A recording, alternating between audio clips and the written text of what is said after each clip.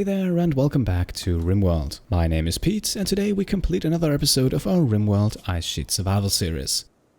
And we jump in right where we left off. Last time we upgraded our defenses a bit, we installed some IED traps and we also constructed a few additional defensive structures. At the end of the episode then we fended off a small pirate raid, and at the moment you can see Cobra rearmed the deadfall traps from that. One thing that also caught us a bit off guard in the last episode was a fire in the storage room caused by a misfunctioning conduit. In the comment section, however, I found a very smart solution to that. We are simply going to remove the stockpile above the conduit. That should keep our items safe in case an event like that strikes again. It also allows us to keep the conduits where they are without having the need to reroute everything.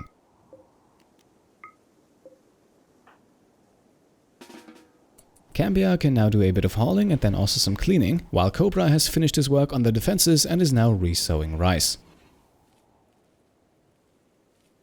Up next, another small upgrade that we already talked about last time. Our second line of defenses here can easily be breached at the moment, so we are now adding 2 steel deadfall traps, one behind each sandbag.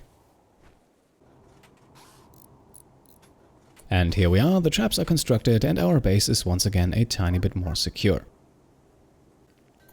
The building process for the corridor surrounding the IED traps, that cost us quite a bit of sandstone in the last episode, so Cambiar now makes sure we replenish our reserves, while our night owl Cobra is already fast asleep.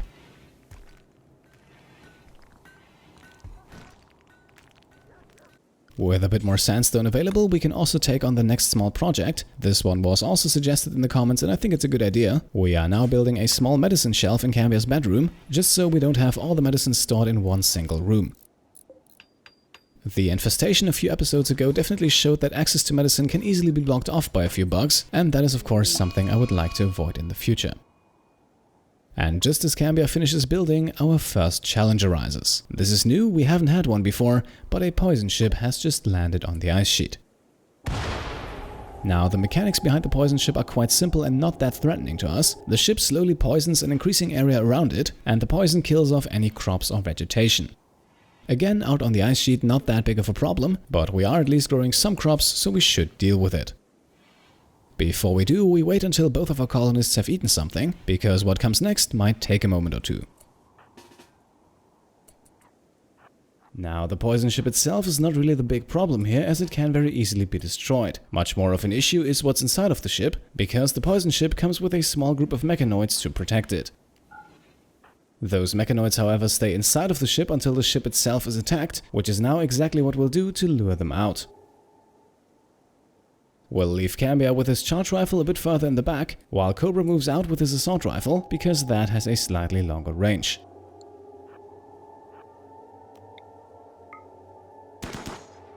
And here you can see it. Upon firing on the ship, a centipede and a scyther step outside, and both of them now have their sights set on Cobra. Unlike in a normal raid, however, we need to make sure to keep them aggressive. If we run away immediately, they will quickly lose interest and retreat back to the ship, and then we'll have to start over again. Firing the occasional pot shot, however, should keep them engaged long enough. This is also exactly the reason why we have Cambiar positioned where he is, just so he can also fire a quick volley and keep the attackers on their toes.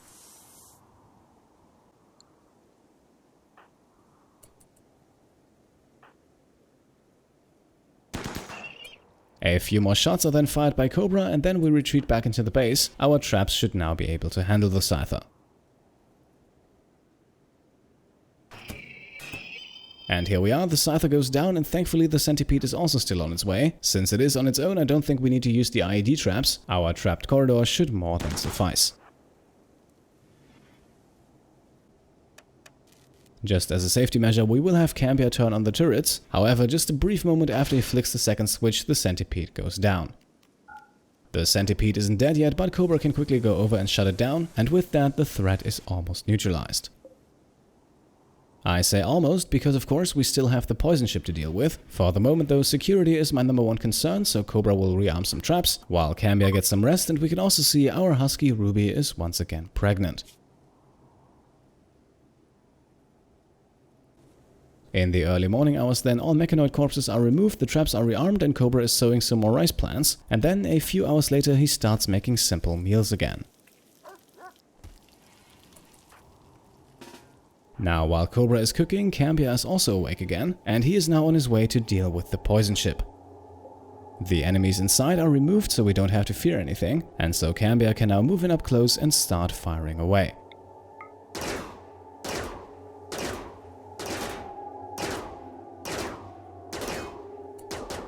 The poison ship is a bit sturdy, but eventually it breaks, leaving behind 230 steel and 120 silver. Breaking, by the way, that is also a very good point, because as we can see on the right side of the screen, we currently have a major break risk for Cobra. Not only is the ugly environment in our kitchen dealing blows to Cobra's mood, you can see the same effect here on Cambiar, who's now making a few more meals, but one of the positive thoughts that has actually kept the mood up so far has also been reduced. The thought that was previously very low expectations for a mood buff of plus 18, that has now been reduced to low expectations for a mood buff of only plus 12. And the reason for that is the wealth of our colony, which is of course increasing as we progress. Now, colony wealth also affects the size of raids, so in a scenario like this it is always a good idea to keep it as low as possible without harming your colony. It remains to be seen, however, whether or not we can manage to do that. Cambiar now continues cooking, this time some pemmican, but soon after he starts he heads off to his room to meditate, and a well-rested Cobra can continue where his companion left off. Cobra's mood, by the way, has slightly improved, but it's still not where I would like it to be. During the night then, Cobra remains at the stove, and at least for those few hours the night owl trait also keeps his mood up high. However, for the remaining hours of the day, that is of course something we cannot always rely on. Now, in a small effort to increase the beauty of the base and to also gain some resources in the process, we will mine some plasteel. We have a fairly large plasteel vein right next to Cambiar's bedroom, and mining that out will take a significant amount of time, but then again plasteel is a very valuable resource, so it should be worth it, and in the end we can then also replace the mined out sections with constructed wall, which will make the base a bit more beautiful. Not because the wall sections themselves are perceived as beautiful, but rather because the stone walls we currently have are perceived as ugly. Down the line we will therefore very likely replace them all. For the moment though, we'll focus on the plasteel. Cobra, by the way, does not participate in the mining process. Plasteel is ridiculously slow to mine out as it is, and Cobra's mining skill of 0 does not really make him well suited for the task. The day progresses without any incidents, and in the evening Cobra has also taken a nap, and to give him something to do we will now also mine out another section next to our dining room. This section will now be the first one to be replaced with a sandstone wall, and since Cobra is a bad miner but a fairly good constructor, he can get right on that.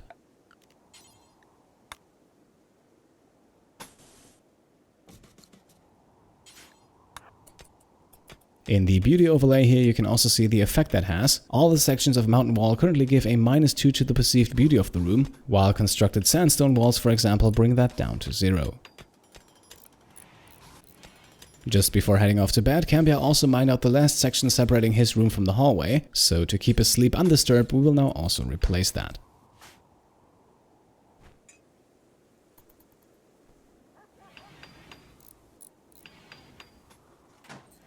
Once Cobra is finished, we start another small construction job. At the moment we only have a table with 1 stool for 2 colonists, which occasionally forces one of them to eat elsewhere, which then in turn causes a small negative 8 without a table thought. So we are now building a steel dining chair with Cobra, which should hopefully prevent that problem going forward.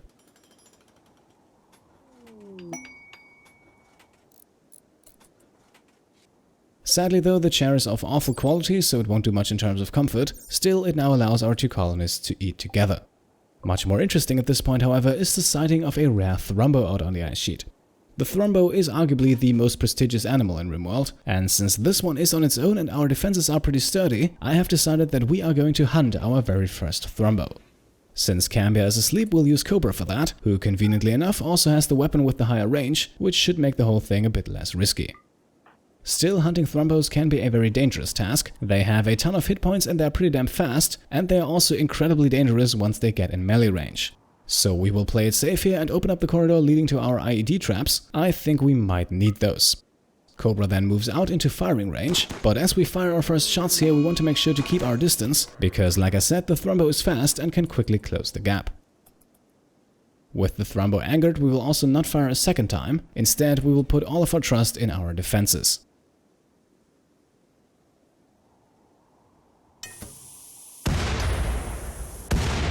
The Thrumbo then triggers both of our explosive traps, which is not a guarantee by the way. Still, looking at his health bar in the lower left corner, we still have our ways to go. Up next we have the traps, but being an animal, the Thrumbo will not trigger all of them, which makes it somewhat possible that it actually walks out of the traps alive. For that reason, the door in our second line of defenses is already closed, as the Thrumbo is indeed still walking as it comes into our base, and even the first few assault rifle volleys here cannot change that. Still, Cobra is safe for the time being behind another set of doors, while the Thrumbo is starting to look pretty rough. As usual, it now bashes on the door but quickly loses interest, and as it wanders off, Cobra sees his time to strike.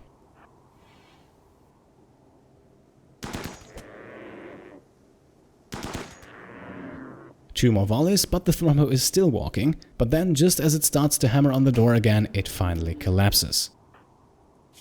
The blood loss has downed the animal, and since beating it to death will be a lengthy process, we now quickly switch up tactics and let the assault rifle take care of the job.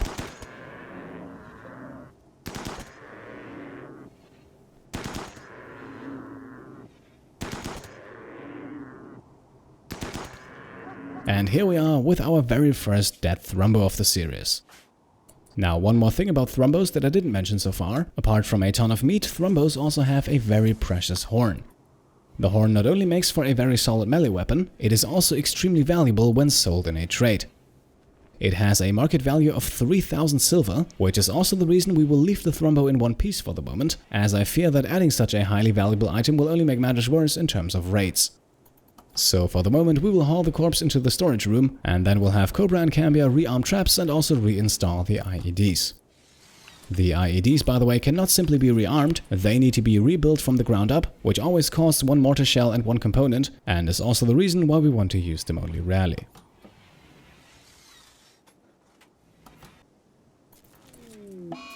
Still busy with the repairs, we now have a solar flare strike the ice sheet, and especially for the hydroponics crops this is going to be a huge problem. We immediately put Cobra and Cambiar on harvest duty. Still, the crops inside of the hydroponics basins are dying rapidly, first because the basins themselves do not get any electricity, and then also because the heaters are off and the plants are simply freezing to death. To make matters even worse, Cobra now also goes on a mental break. Luckily though, he does not become aggressive and simply decides to hide inside his room. That now leaves Cambiar alone with the plants, and there's really not much he can do at this point. A bit of rice is successfully harvested, but unfortunately the rest dies quickly.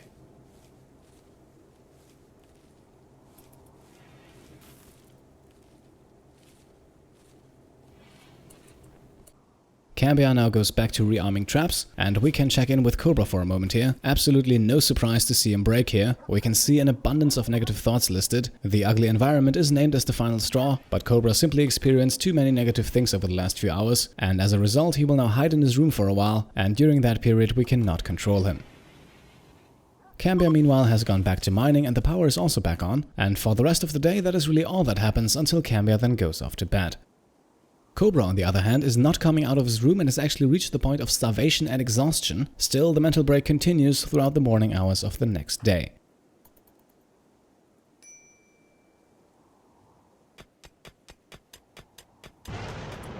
A few moments later then, a flash storm strikes the ice sheet, but luckily it's far away on the other end of the map, so it doesn't really concern us much.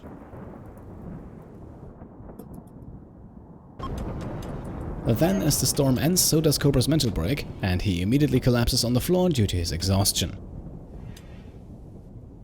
After a few moments though, he's at least ready to grab a bite to eat, before we then properly send him off to bed to get some well-earned rest.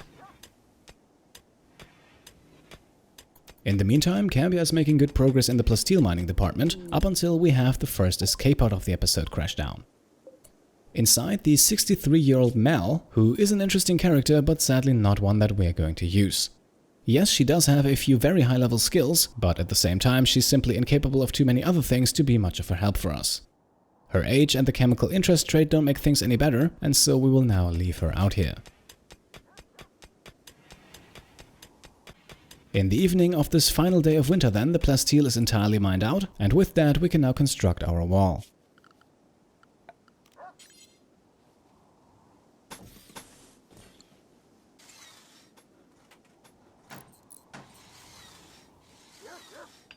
At night then, Cambiar is asleep, but Cobra is awake again, and with the recent loss of pretty much an entire harvest, his first task on this very first day of spring is to re-sow some rice. That takes a few hours, so we rejoin the colony in the early morning, and I think it's now time to launch our next research project. We are of course still working towards the spaceship, and one small project that currently blocks our path is deep drilling. For 4,500 points, it's one of the quicker projects we still have available, and once completed, it allows us to build a deep drill, which is used to gain resources from underground mineral deposits. We'll talk a bit more about that should we ever build one. For the moment, Cambiar can simply sit down in front of the research bench and get started. The research, however, is quickly interrupted, because I just realized that the newly built parts of our defenses had not yet been marked as part of our home base, and therefore, up until this point, they have been excluded from repair work. Especially for the corridor leading to the IED traps, repair work is critical, however. Otherwise, the next time the traps are triggered, it is very likely that parts of the corridor get destroyed. That would then of course also destroy the whole funneling mechanic, so at least for the moment, Cambiar and Cobra focus on getting everything repaired. In the late morning hours, then Cobra heads off to bed and Cambiar continues on his own, and a few hours after that we can finally see him back at the research bench. In the evening then, Cobra does a bit of cleaning before it is once again time to cook.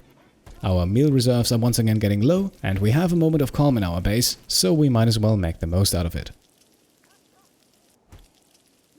Before heading off to bed, we then once again need the services of Cambiar to haul the corpse of Mel back to the base, and there is a very good reason why Cambiar is doing this job, because unlike Cobra, he has absolutely no problem with seeing corpses. Cobra, on the other hand, immediately gets hit with a negative thought once he observes a human corpse, which is also why I try not to make him a frequent visitor of our corpse storage room. With the corpse hauled back and Cambiar heading off to bed, Cobra also finishes making meals, and so he will now have to make one of those rare trips to the corpse room, because I need him to do some butchering. And upon entering the room, you can immediately see it here, a negative thought from observing corpses causes a -5 mood penalty.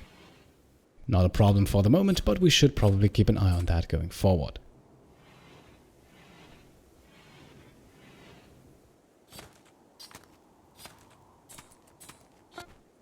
A few slaughtered corpses later, our meat reserves are filled up again, and so Cobra now spends a bit more time cleaning and then playing hoopstone, while Cambiar has already started researching again.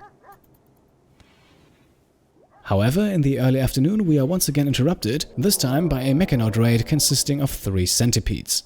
Now, that is nothing we haven't dealt with before, but to keep the colony safe, the attackers of course demand our immediate attention. And so let's do exactly that by launching our mortar gun.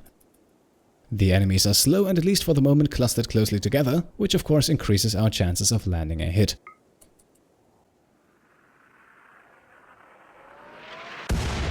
The first shot goes wide here, but we'll try again.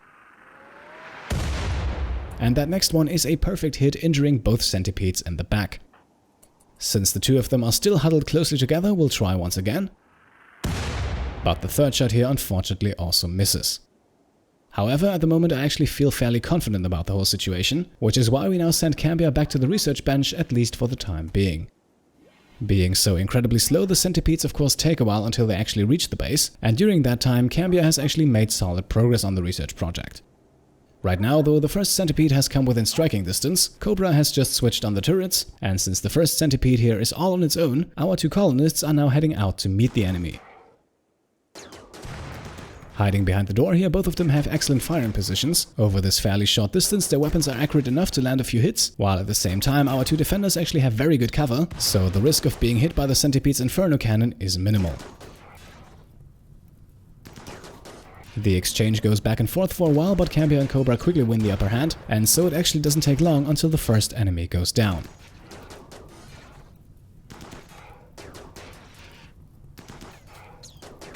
None of our colonists have been hurt in the process, and so we don't have them give up their positions just yet. Instead, we'll have them wait until the 2 already injured centipedes arrive. Once they approach, we once again start firing, but since there are 2 of them, we'll play it a bit safer here, and after a few volleys have been fired, Cambiar and Cobra retreat back a few meters. However, they do not enter the base yet, instead they seek cover again, from where we then once again launch a quick salvo at the attackers. And we are not done playing games just yet. Once again, our 2 colonists just take a few steps back, wait until the centipedes come closer, and then once again aim and take fire.